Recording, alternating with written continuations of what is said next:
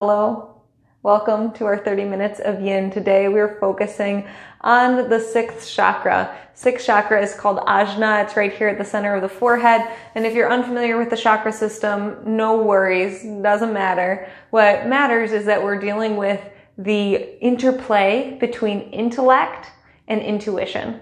So Ajna, the sixth chakra, we can get really rational and really intellectual, and that can get us a little stuck. But when sometimes we need to move from that intellect rationality to the intuitive self and to the trust in ourselves that intuition requires, right? When we have trust in ourselves, we can actually follow some of that intuition. So I'm going to invite you today as we move through our practice to notice what you're feeling in these different shapes, and specifically to notice the impact that different emotions and thoughts have on the shapes and on your body in the shapes. In our yin practice, we hold our poses for anywhere from 2 to 5 minutes, which means we have a lot of time to really notice the sensations that we are feeling. And I'm going to really invite you to focus on the sensations you're feeling, again, both in the shapes, but also in relation to the emotions and the thoughts that you're having. That's our intention for today. Let's bring hands together if you're in your comfortable seat. And let's all take 3 mindful breaths together. So inhale deep through the nose. Exhale through the mouth. Inhale through nose. Exhale through the mouth. Last one, in through nose. And exhale through the mouth. And open up your eyes. And let's make our way into a child's pose. So child's pose options here. You can have the knees wide or you can draw them closer together. You'll sit the hips back towards the heels. And if this is a little too much on your knees, you can always put a towel or a blanket underneath the thighs so that your knees don't have to be in as much of a flexion. And then from there, start to take the body forward. Now, your forehead might reach the ground. It might not. And if it doesn't, you can always use a pillow, a yoga block, something to go underneath it. So what I could really invite for you to do is to have a place to rest the forehead, to rest the head. Arms can be straight out in front, or even having elbows at a little bend. Let's just find some ease in this first shape of our practice. And let's take a breath in here. And a breath out. Another inhale. And an exhale. And as you continue your breath in and out through the nose, I'm going to invite you to find a really smooth, steady, even breath.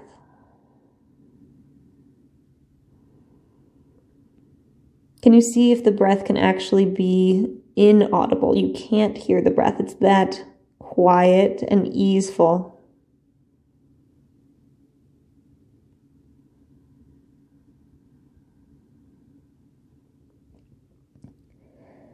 And then again with attention on the breath, noticing if you can make the inhale the same speed the entire way through the inhale. And make the exhale the same speed the entire way through the exhale.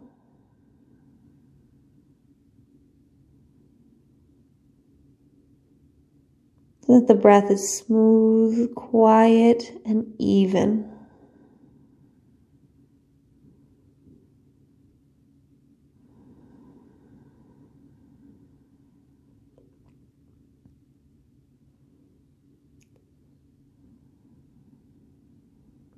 And from this evenness in this breath and the attention on the breath, start to take the attention up to the forehead, this place of connection with the ground, and feeling that gentle pressure as the forehead connects with earth or with block or with whatever else it is connected with. You can even stack your hands if you need to underneath the forehead.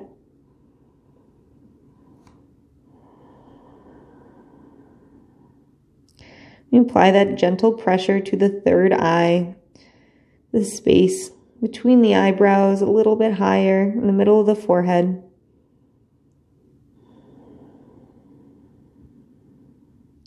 Sending these little signals to relax through the muscles of the forehead. And as a result, helping relax through the muscles along the scalp and underneath the hair.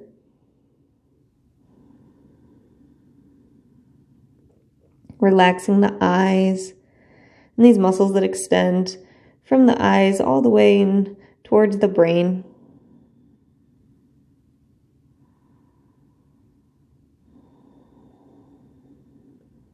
Just paying attention to that feeling of release that's happening through the forehead, through the head.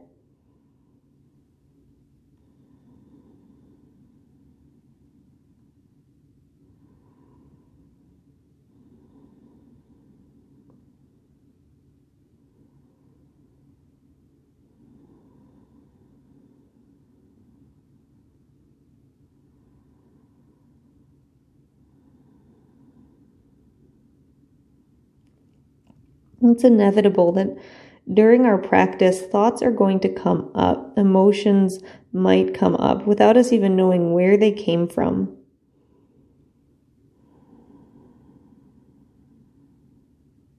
I invite you to just notice those thoughts, those emotions, like they were passing cars.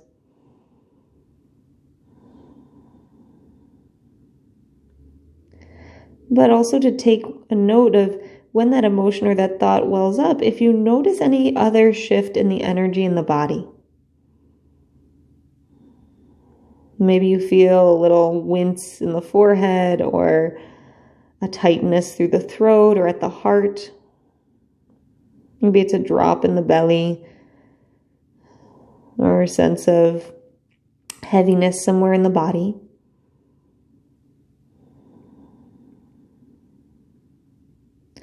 Not judging, but simply noticing. Knowing that what we're doing is increasing and improving our skills in being able to notice emotion, notice thoughts, and to map their impact on our bodies. So when we feel the full weight of these emotions, of these thoughts, by recognizing how they also impact our body, we have a better chance of catching them in the wild, so to speak. Because if you're really caught up in a wave of anger, for example, you might not really have the bandwidth to intellectualize, oh, I'm angry, but you might notice, oh, shoot, my heart just got really tight. That can be a new clue that some emotion is occurring.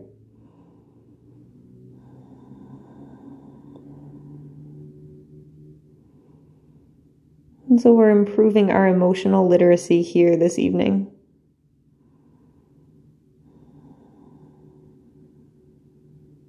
Take another inhale. Another exhale. Slowly, slowly, slowly lift your head up off of the ground. Start to move the body forward, coming up onto hands and knees. Take any little movements you need here, drawing the knees a little closer in, shifting hips side to side. Just noticing the impact of that shape on your body. And maybe you take just a few cat-cows, just finding some movement through the spine, opening the heart and rounding the spine. Again, just bringing a little fluidity to the body here. And once you're complete, find your neutral spine. Move your hands just a little bit closer together. We're going to step the right foot to the outside of the right hand. So right foot to the outside of the right hand. You can draw the left knee back if that's appropriate for you, but I always like to remind you guys, in yin, we're here for a while, which means the intensity is going to build with time. So that means you don't need to find your most intense shape right here at this moment. We have a few options. You can stay right here, hands on the ground. If you are looking for a little more sensation, you can start to bring forearms down to the ground or onto blocks. Again, remember, we're here for some time, so you want to find, about 80% to your edge, okay? And when you get here, this is called dragon pose, what we call it in yin, you can let the head drop and feel a heaviness in the hips and start to breathe in and out through the nose. Hopefully you were already breathing, but you can continue that breath more mindfully now that we're here.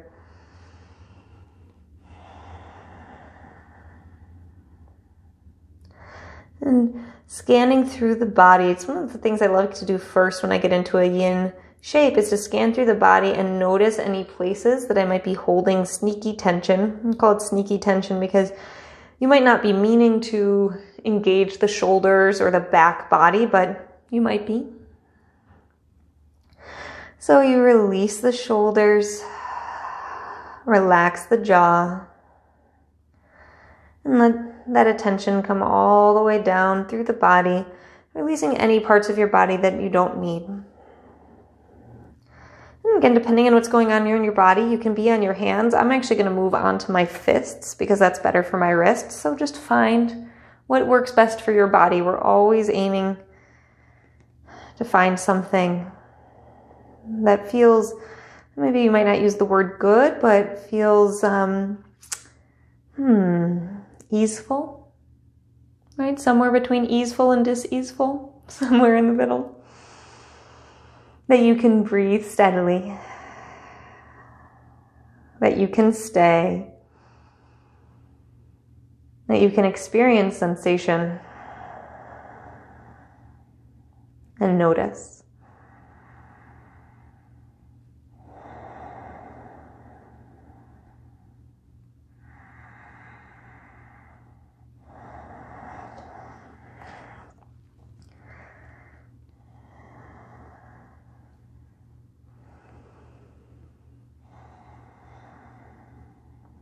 Take 3 breaths here.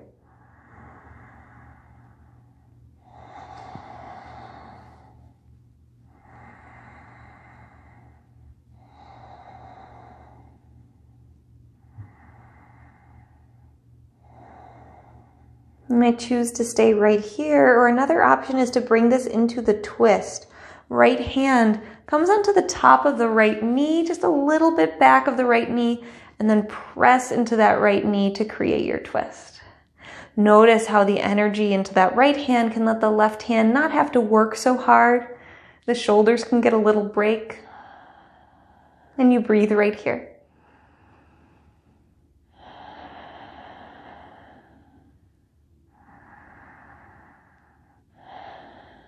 Noticing the sensation in your body.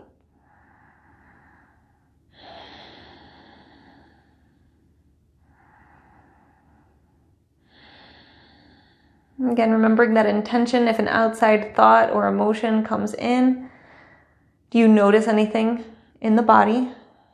If so, just take note.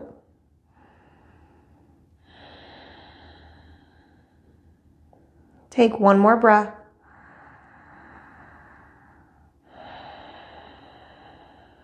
And you return the right hand down to the ground. From here, we move into a pigeon pose. So you might want to back the hips out a little bit, move nice and slow. And then the right foot is going to move over towards the left, taking the shin down onto the ground. If you need to put some padding underneath your right hip, a blanket, a towel, a block, a pillow, all really useful. If you know pigeon isn't for you, you can lay on your back in a figure 4. So that's ankle on top of the thigh. Otherwise, find your way into your pigeon. You can start to walk the hands forward, letting the shoulders and the head relax. Maybe you do a little movement right and left to just loosen out the right hip and the front of the left thigh. And then you find stillness, and here we stay.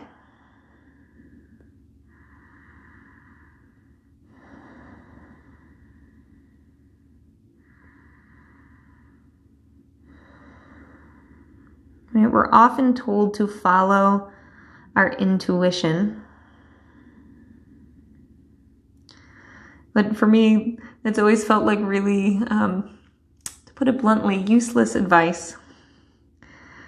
Because then I'm hearing voices in both directions. I don't know which one's my intuition, which one's my intellect, right? Is it the intuition saying, nope, not a good idea, don't do that? Or is it the intuition saying, you know, you always hold back, really go for it?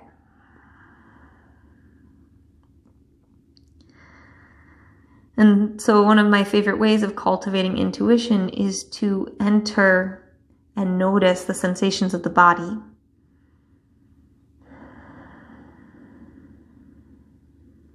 Because the right decision will feel a little more expansive, a little more joyous, a little more spacious.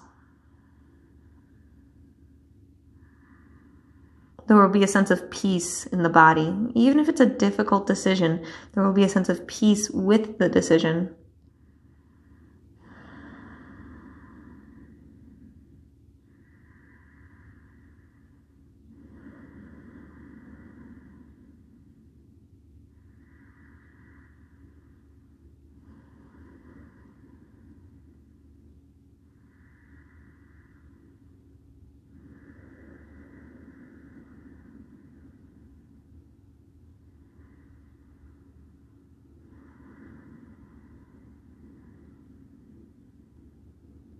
Three breaths.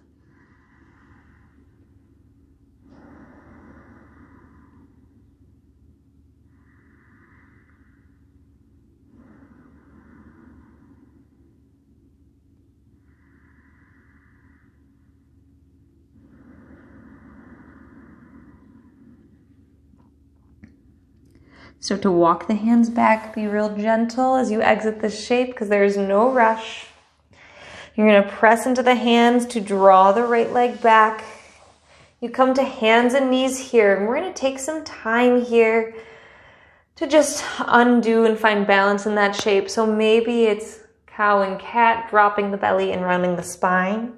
You might even find that a down dog feels really good here to find the length in the spine and the stretch through the glutes and the hamstrings.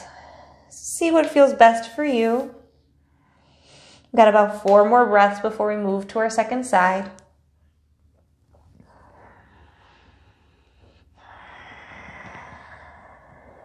Finding as much balance between right and left as you can. Probably your right hip feels very different than your left hip right now, and that's okay. We'll all return to hands and knees. Move that left hand a little more in towards the right and step the left foot to the outside of the hands. Maybe you drop the right knee back a little further, and then you choose hands on the ground, forearms on the ground, maybe fists on the ground. Again, remembering we've got some time, there's no rush, and we want to be at the 80% solution because time will give us the intensity you might be looking for. So again, we land. We start to scan down the body for any sneaky tension places. And we breathe.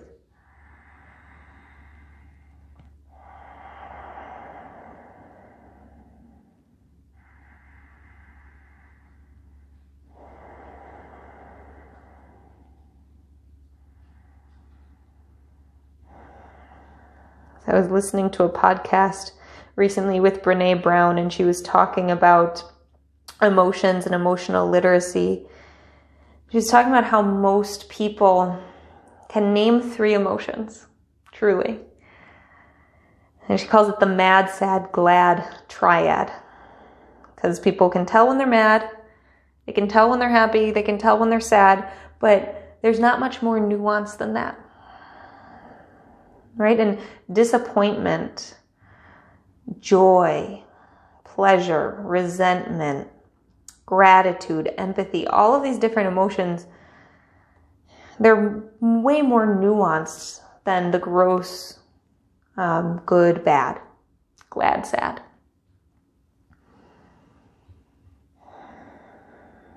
And part of that nuance shows up in how we feel it in our body. So you might not know the word in the moment, but maybe you can feel what it feels like in the moment.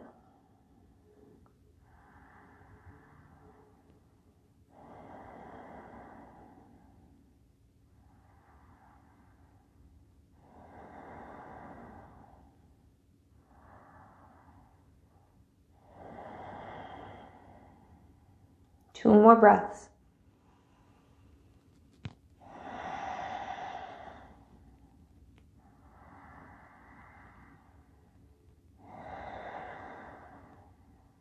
We can choose to stay right here, or we find the twist. Right hand on ground, left hand on thigh. Press into the top of the thigh to twist.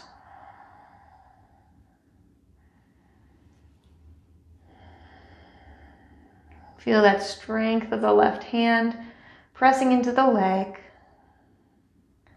So that there's a little more space between the ears and the chin, or between the ears and the shoulders. There we go. That makes a little more sense.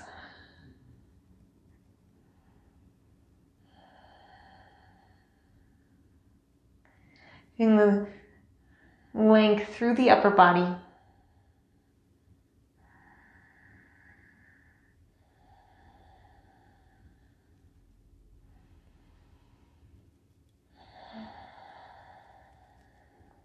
One more breath.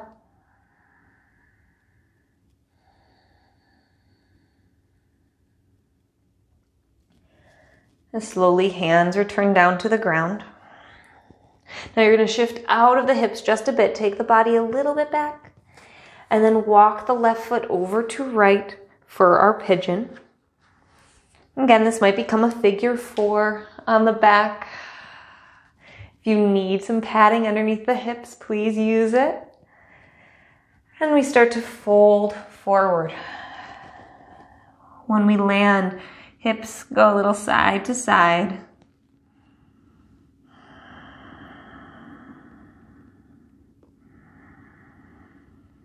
And then you find stillness.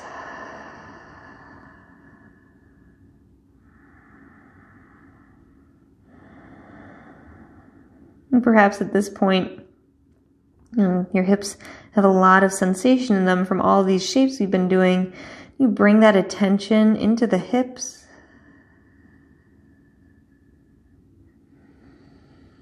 Right? Supporting your body with your breath.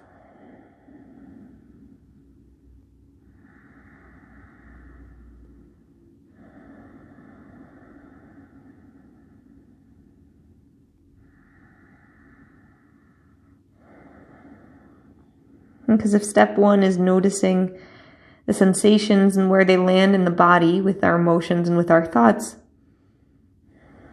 step 2 is to breathe to them, to call some attention and energy to them.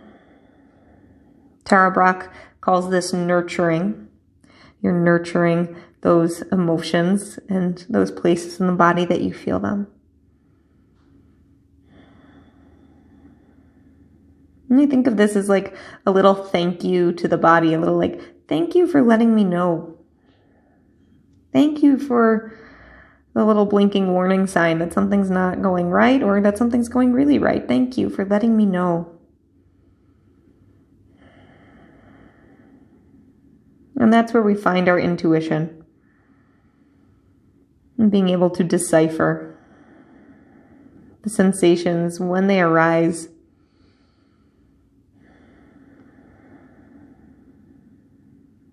And giving voice to them.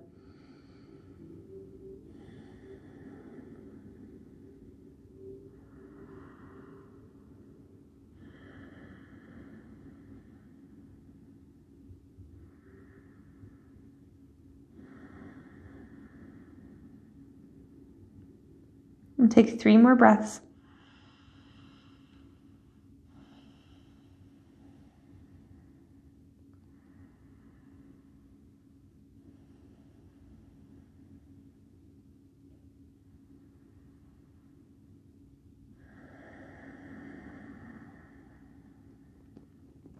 Slowly walk the hands back. Press into the hands, drawing the body weight back to hands and knees. Feel the breath here. Feel any movements, hips side to side, cows and cats, maybe down dog. We have 4 more breaths to find that balance. The evenness between left and right.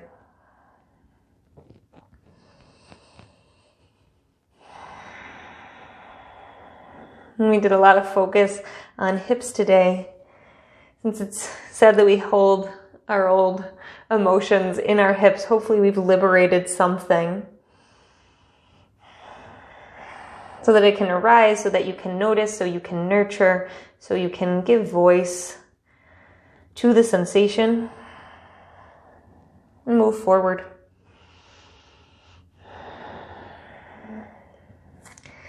Let's come to lay down on our backs. We are there. It is that time for our Shavasana shape. So lie yourself down into your corpse pose. I want to offer out, especially if you want to continue opening the hips, you can make this a Baddha Konasana with the soles of the feet together, the knees wide. If you want to do some more balancing from what we've been doing in our practice, feet can go wide and knees can tuck in. Or lastly, regular Shavasana, legs long. All these are fabulous options. So maybe you try on all 3 and see, okay, what is it that feels nurturing for me and my body here today? And once you've found that space, deep inhale through the nose.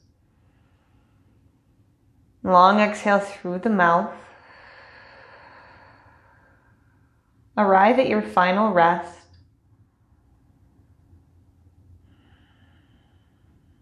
Feeling the softness along the body.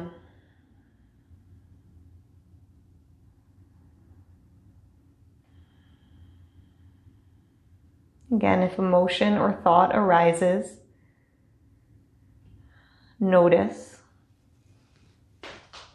Notice where it is you find it.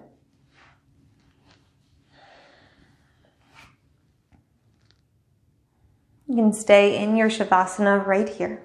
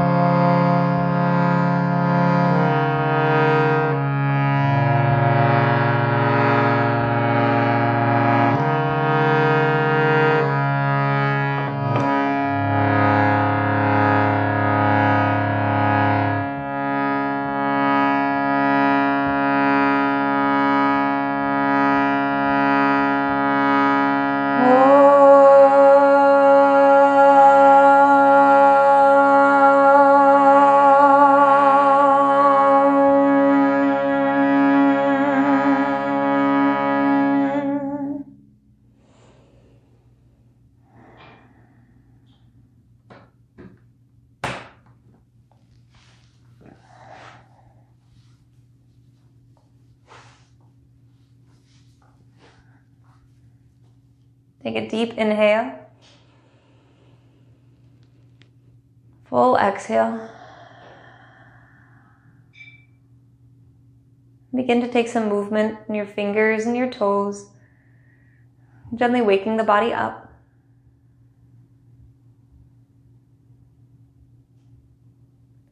And bend the knees and walk the feet in towards the hips. You roll over onto right or left side.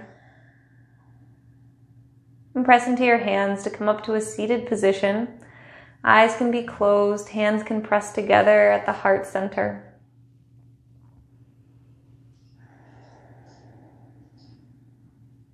And take a moment of gratitude for both our intellect, our rational side, our ability to problem solve, and for our intuitive selves, these more subtle messages from body and mind, that when we get a little quieter, we can start to really notice and use in the most positive sense. And take a breath in.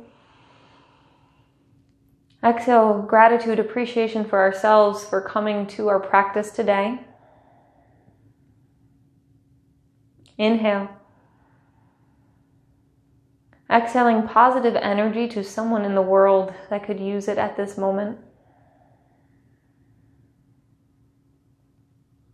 Inhale. Exhale gratitude to our healthcare workers and those essential workers that are putting themselves at danger for our own safety. Inhale. Exhale clear-sightedness, compassion to our community leaders and policy makers. May they work to keep our community safe. Take another deep breath in. Exhale through the mouth. You can bring the thumbs up to the forehead, to our ajna, our sixth chakra.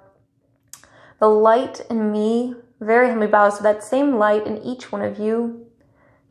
Namaste.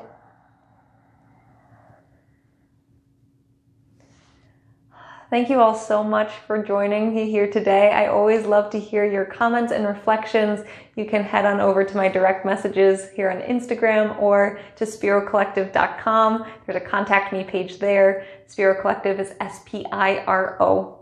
These offerings are all by donation if you feel called to contribute. My Venmo is at Samantha-Attard. That information's again on my Instagram as well as at Spiro Collective. We're working on getting the replays back up. You can find them at spirocollective.com/videos. And then I'll see you next on Tuesday, 5 p.m. for our intermediate vinyasa. We've got 7 p.m. Thursday for meditation and Saturday, 12:15 for yoga basics. If you know anyone that's pregnant, I do teach a prenatal class Saturdays at 1:30. That's over on Zoom, so please have them reach out directly to me to find all the information for that.